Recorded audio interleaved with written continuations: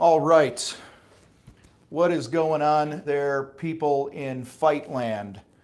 It is good to see you here. It is Monday, the 9th of July, and welcome to Contractor Fight TV. I'm just looking at another monitor here. Make sure you all see me. And you can. Look at that. Beautiful. So, all right, go. Kill the volume on that. And hopefully I'll be able to see any comments or anything that come in. So listen, I know this is probably the worst time to do Contractor Fight TV because of the time of day. It's a Monday morning, man. Monday morning, we're starting the week off, and you probably have a bunch of things that are just crazy hitting you here on a Monday morning. But I want to go ahead and just do this anyway, and just so you can get some of the help that I want to give you here today. And today I want to talk about two things. Number one, I want to talk about finding and keeping good people for your company. Guys, this is one of the biggest problems, I believe, and I know you believe too, in the trades, is it is incredibly hard to find and keep people. And I believe, I got three words written on the board here behind me on the wall.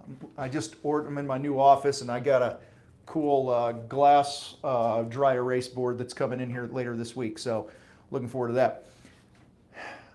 So one of the biggest issues, one of the biggest problems I see contractors have, or biggest mistakes they make when they are looking to hire people, is they don't have what I call some non-negotiables. Okay? And what I mean by that is this, is you got to, before you play the game, you got to know what's important to you. So let me tell you a story. One of my clients, a guy who's in, I've worked with him one-on-one, and then he's in our Contractor Sales Academy. I love Dad Cup, by the way. He was looking to hire a business development person who had experience in the landscape industry. Wanted to grow his business, wanted to scale his business, and was having a hard time finding the right person. I said, so let's back up a minute and let's talk about what are your non-negotiable traits of the ideal employee that you want to have in your business. Let's start with that. And I'll spare you all the details, but over the course of a few days, he came back with a list of 3 or 4 things. And the things here behind me were basically the top 3 things that were important to him. And so he ended up hiring this girl who's totally kicking ass for him in his business, and she had no industry experience, was pretty much right out of college, and she was up against, he got a bunch of other resumes and applications, and one of the things he did was he had people send videos in, introducing themselves and why they might be a good fit, why they were interested in the position. The other people that had applied had industry experience, probably could run circles around her with industry knowledge and all these other things. But this contractor, when he got serious about really understanding and identifying what his non-negotiables were, the first thing that he came back with is, I have to have somebody that is a positive human being.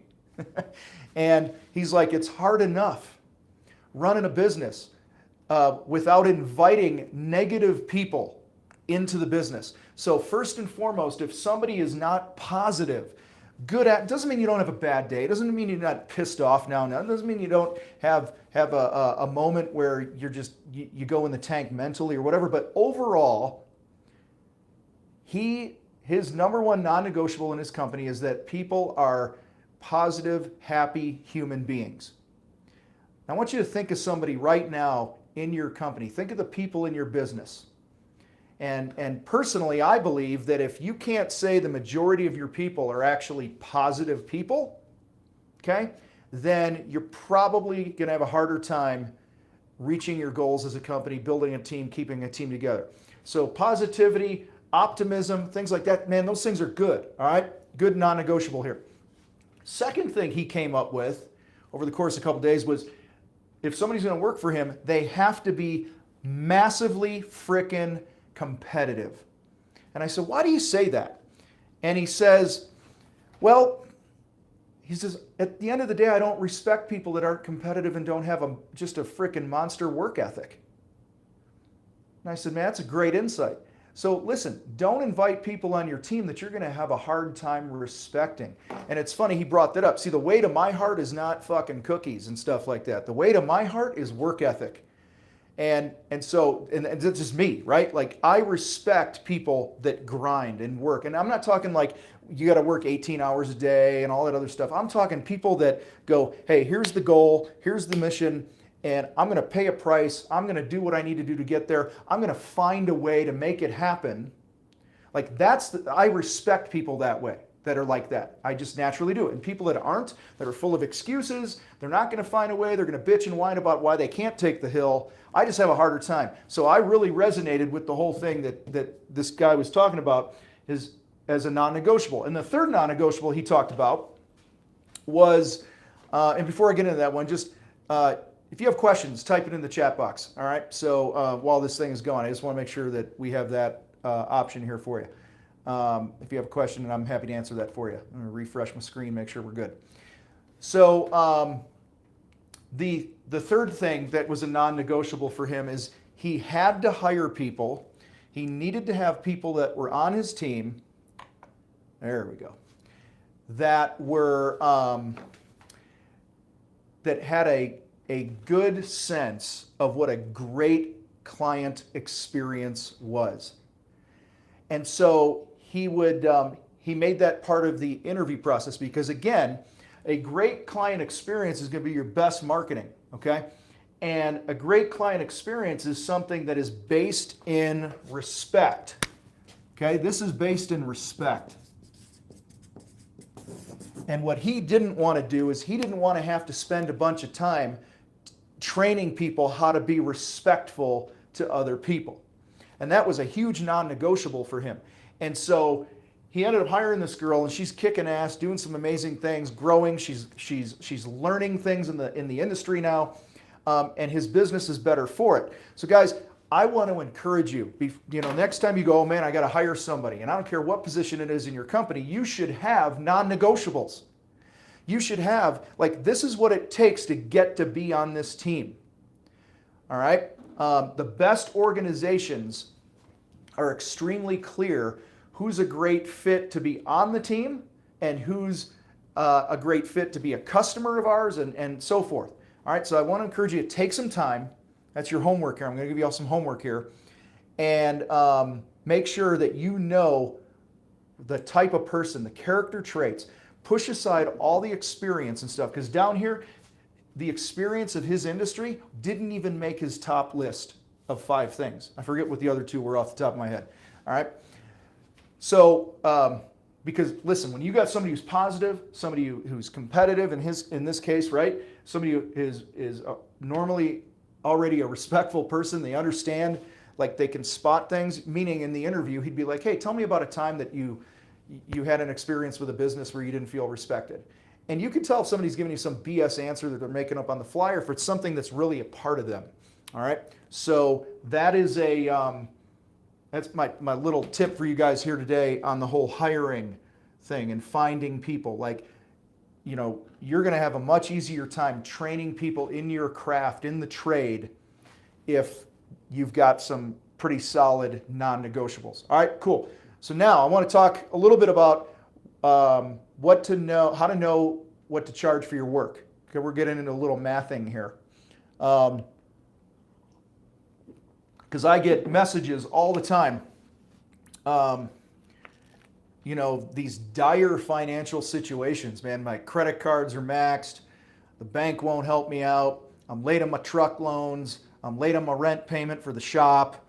I got 8 jobs going on and none of them are finished, and they're all bitching about paying me. And I mean, guys, I've been there, number one, but I hear it every day.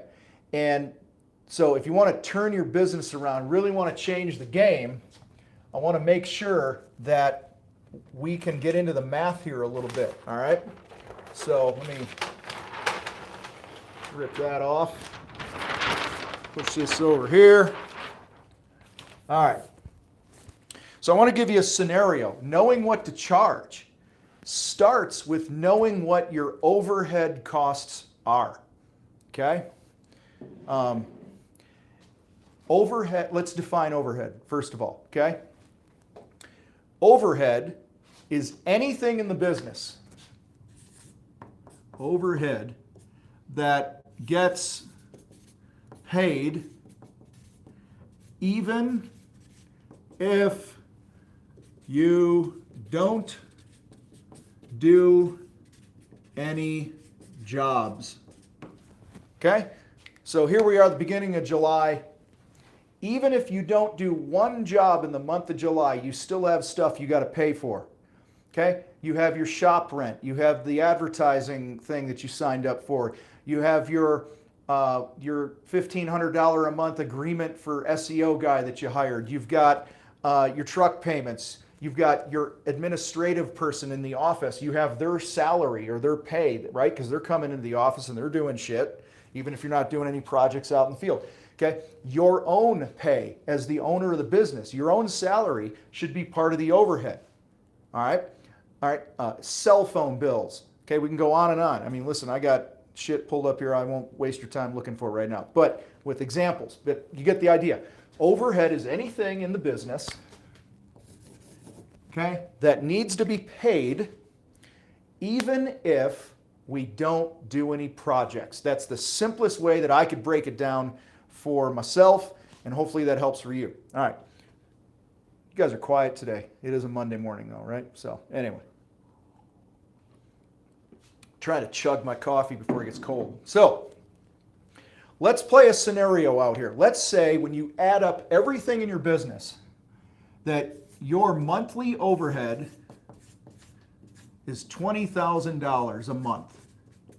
Okay, so that means whatever you sell and bring in an income in the month, you got to keep 20 grand of it to pay for all the overhead, your salary, the office salary, the cell phones, everything else. Forget the guys in the field, forget materials and all that. That's cost of goods sold. Different conversation. Okay? So let's say it's 20,000 bucks a month.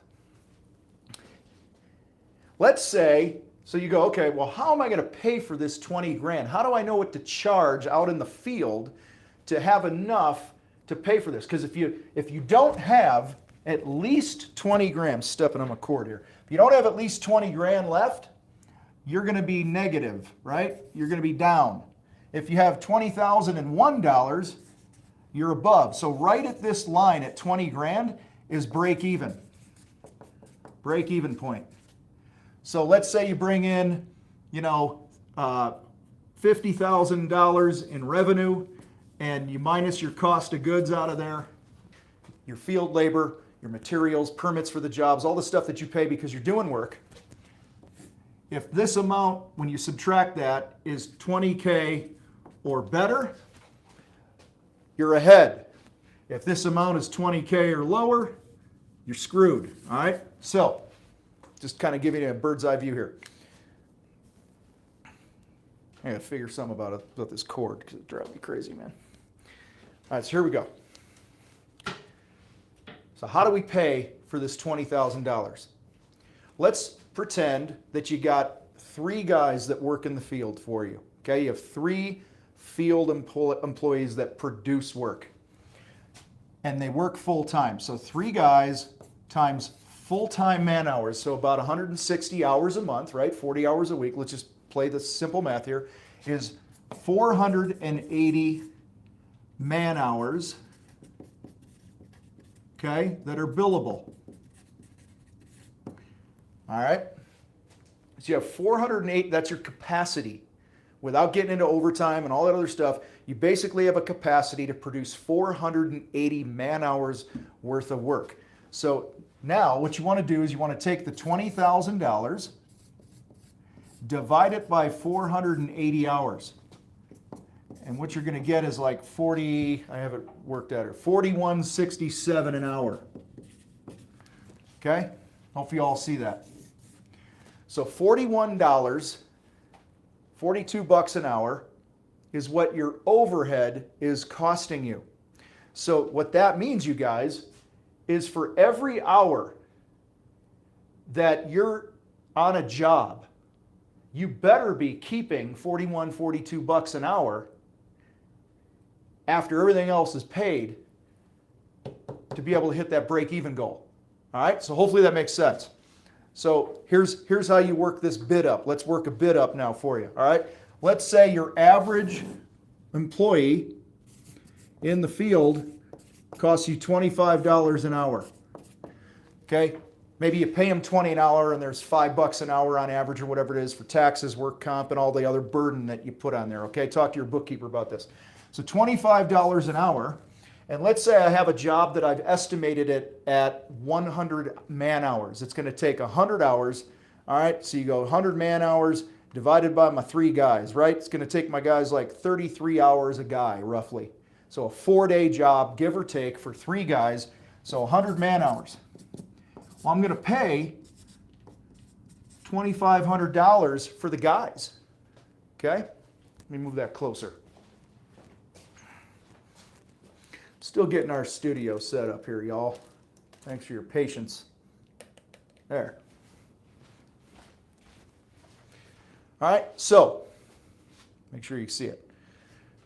So your direct job costs for this job, you're estimating 100 man hours times 25 an hour is the average pay. Maybe one guy makes 18, another guy makes 27, and another guy's at 22, and you average it all together, and it's like $25 an hour, right? Whatever. So $2,500. So if you went out and charged $2,500 for labor on this job, you'd be screwed, okay? What you actually need to do is you need to take the 100 man hours times the $4,200 or $42 an hour. We're rounding up, okay? Which is what? $4,200 plus the $2,500. Okay, so what do we got there? We got $6,700. That's what you need to be charging for your labor to pay for your guys in the field and to pay that portion of the $20,000 of overhead to recover that money, okay? Now, I didn't work materials in and all that other crap. I'm just talking labor here, all right? So let's say this 100-hour job, you go, okay, it's going to be $6,700 for labor, and then material is going to cost me, you know, $5,000. Okay, you basically go, all right, well, I could do one of two things. I can just add $5,000 onto it and break even on the materials, okay? Or I can, you know, I could add another $500, or I could double this. I mean, whatever you want to do, that's a different conversation. I don't know the numbers of your business, but you still, the minimum you need to be charging based on the number of billable hours you have in the company and what it's costing you per hour, okay? You have to recover this money, which is above and beyond the $25 an hour that you're paying guys in the field. So here's something else that's cool, all right? If I have 20,000 man hours, I'm sorry, $20,000 overhead, and I've got, what happens if I have 5 guys in the field? So 5 guys times 160 man hours. Okay? Now I have an 800 man hour capacity. So if I added 2 more field employees, I'd have 800 hours. Now you would take the 20,000 divided by 800. 1, 2, 3 divided by 800 man hours. I would have to add $25 an hour instead of the 42, okay, to recover the overhead. So instead of 4,200 here, it would be 100 hours times $25, which would be $25, and my labor would be $5,000. So I would actually be cheaper if I had more people in the field, and the opposite applies as well. Like if instead of 3 guys, I had 2 guys to recover that, then that hourly rate would have to go up per man hour. So guys, this is why it's so important to create a budget in your business. It's so important to sit down each and every month, okay? And what I mean by that is this. You got, you know, July. You got August. You got September, right? We got the 3rd quarter here coming up. And you got to sit down and you got to go, what is my overhead going to be in the month of July? Maybe this month it's $10,000. Maybe next month you got an event that you're going to. All right, I don't know. Maybe maybe there's a payment that's due for something that you've signed up for or whatever that's above and beyond the normal thing. Maybe you pay it quarterly or whatever. And if this jumps to 12 grand that month, or maybe 15 because you're going to that event, and then this month it might go something really whacked out, maybe 9,000 because you just the way things happen. So hopefully that makes sense, guys. Your overhead, it moves. It's not just the same, all right? And so creating a budget for your business, all right, so let's just go back to our example here. Let's say I got 3 guys, so I have capacity of 480 man hours in a month, all right? Hey, thanks there, Mopar. I think that's what it says. I don't have my readers on, man. Appreciate you being here. All right, so if I take the 10,000 bucks, is that what I got? Yeah, 10 grand, right? And I've divided it by 480 man hours. I got to add like 21 bucks an hour. It's like $20.83. That's what my overhead's costing me per hour based on that. Well, that next month when my expenses go up to $15,000, my overhead expenses divided by 480 hours, it's 31 and a quarter. Okay? And that third month of the quarter, when it's 9,000 bucks divided by 480, it's going to go down to 1875 an hour. Okay? So your overhead and your available field man hours are always going to drive what you should be charging. So back to our example, if my labor's costing me 25 an hour, okay, when we're working in this month, I need to be adding 21 bucks to that, and that's what I need to sell at. When I'm in this month, I need to add 31 and a quarter, and that's what I sell at. And this month, it's 25 for the field labor plus, just round it up to 20 bucks, right? It's 1875, so I got to be at least 45 a man hour for that to pay for the field and recover my overhead money. Now, here's the cool thing, guys. That's just for breaking even, right? This whole thing we were talking about was breaking even. Well, what if my gross profit is higher? What if I'm able to charge more money, okay, and produce the work? Maybe there's more billable hours, okay? I'm going to recover this quicker, and the sooner you can recover the 20 grand, everything above and beyond that is net profit. It's beyond the break even, all right? So listen, I know we're kind of all over the place and we got these messy sheets and things like that are up here. So I'm going to have a cool whiteboard and some other things going on in here pretty soon that are going to be cool, be easier to read. But guys, just to recap, finding good people starts with you having some non-negotiables about what your ideal employee or team member looks like. And I don't care if they work in the office or work in the field. Okay, you should have non-negotiables that are the same, that are based in like character traits. Start with that. Okay, and then the other thing we talked about here today was knowing what to charge for your work, and just a simple way that you can figure that out. Because guys, what often happens is people go, yeah, my guys cost me 25 an hour, it's a 100-hour job, I'm going to charge 2,500 bucks for labor. Okay? And they basically just were the middleman, right? I got 2,500 for labor and I gave it to my guys. Just pass through. And you wonder why you don't have any money. It's because you're not taking your overhead into an account. Okay? This is another way that you can get out of the field. Again, I'm talking about budgeting here. Okay? If you want to get out of the field, you put it in the budget. Back to this thing over here where it's talking about the overhead. Okay? Let's say you need to make maybe your overhead's $5,000 or $10,000 a month right now, and you want to get out of the field and you want to pay yourself a $5,000 salary. Well, now your overhead's $15,000 a month. And then you can reverse engineer what you need to be charging so that you can get your tail out of the field and all that good stuff and start, working on growing the business, working on the business, not in the business. So with that, appreciate you guys hanging out here today on Contractor Fight TV. We will see you, next time. Hold on. How might this play out on a time and material job? What's up, Fast Painting? I find it tough to find a profit on a T&M job. Well, the T&M job would be this. okay? Let me pull this over. Sorry, I didn't see the question until late.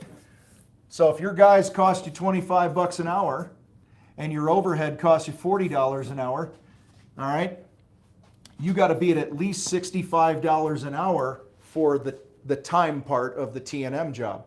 Okay, does that make sense? So instead of, you just go, okay, if I'm there and it's for every 10 hours we're working, I better be collecting $650 every 10 man hours. Okay, and if that's 30 hours a day or, 3 guys, here, let's do this. Let's go, let's make this 35 an hour so the math is easier. So say it's 60. So for every 8 hours, 6 times 8 is 48. For every guy that's on the job for one day, I got to be bringing in at least $480. Okay? That's to break even. So what I would do in this case is I might say, I'm looking for my calculator and it's on my phone. If we're at 60 bucks an hour, I'm going to go, hey, what's 30% of that? That's 18 bucks. Okay? So I'm going to add that on and I'm going to charge like 78 bucks an hour on a T&M job so that I break even at 60, and then the $18 a man hour for every hour we work there, I'm making net profit. I got money in the bank, man. And that I went 30%, you can go 20%, whatever the hell it is. That's all based on your budget and what you need to be bringing in. So hopefully that answers your question. I know we have a little bit of delay here. So give me a thumbs up or a yes or that something like that you understand that. Okay. And that's every man hour, okay? Just so you guys know. If I got 3 guys times 8, that's 24 man hours in a day times that T&M rate of at least 60 bucks an hour. And whatever that is, that's what we better be bringing in. All right. Yeah, damn right I said raise your rate. And you know what? If somebody doesn't want to pay it, you're better off moving on. Now, if you're broke meaning I don't have any work on the board, I need to keep my guys going, not just keep my guys going for the sake of keeping my guys going, but I need to keep my guys going so I can pay for my overhead, then go ahead and charge the 60 bucks an hour and break even. Okay, because your paycheck and all your bills are already worked into that overhead per hour number. Okay, so hopefully that makes sense, man. All right, so, but if hey, you're busy, you got work lined up for several weeks, you want to do a T&M job for somebody, charge the shit out of it, man. Because the other thing is when you're busy, you're going to be into overtime. Okay, so that 18 bucks that I added on there probably ain't all my net profit because I'm getting into overtime and stuff like that. And that's another thing, Fast & Company, that you're going to want to make sure is you're telling your client on a T&M job that, hey, we are going to charge time and a half on the 60. So the 60 becomes what? 90 an hour if we're working on a Saturday or some shit like that. So anyway, appreciate you guys. Hopefully that helps. We will see you next time on Contractor Fight Television. Hasta la Cuervo de Noche la Bamba.